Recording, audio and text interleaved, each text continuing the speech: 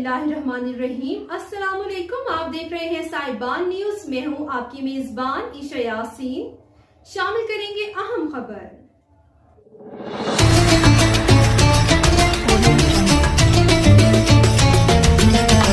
जामशोरों से हमारी नुमाइंदा खुसूसी मोहम्मद अजहर हिंद के मुताबिक इंसानी हकूक के वफद का मुख्तलिफ सरकारी दफातर का दौरा। मासूम बच्चों के साथ बढ़ते हुए जिनसी जुल्म को रोकने के लिए मिलकर काम करने की ज़रूरत है। इंसानी हकूक के वफद की मुख्तलिफ महकमा के अफसरान से मुलाकात, मुतासरा फरीकैन को वकला भी फराहम करेंगे और हर मुमकिन ताउन के लिए कोशिश करेंगे।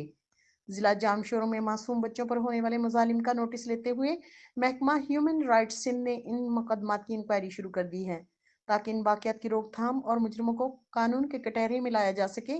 महकमा इंसानी हकूक जामशोरों के इंचार्ज अब्दुल हमीद सुमरो और क्लर्क मुमताज़ अली महर के एक वफद ने महकमा सोशल वेलफेयर के एडिशनल अफसरान और मुतल्लिका अफसरान से मुलाकात की, जिसमें डिप्टी डायरेक्टर अमीर कोलाची और आफ्ताब मेमन और दीगर शामिल थे।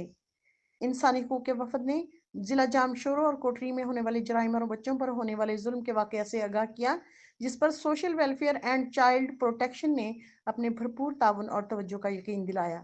देखते रहिए साहिबान न्यूज़ HD नसरीन अनवर के साथ।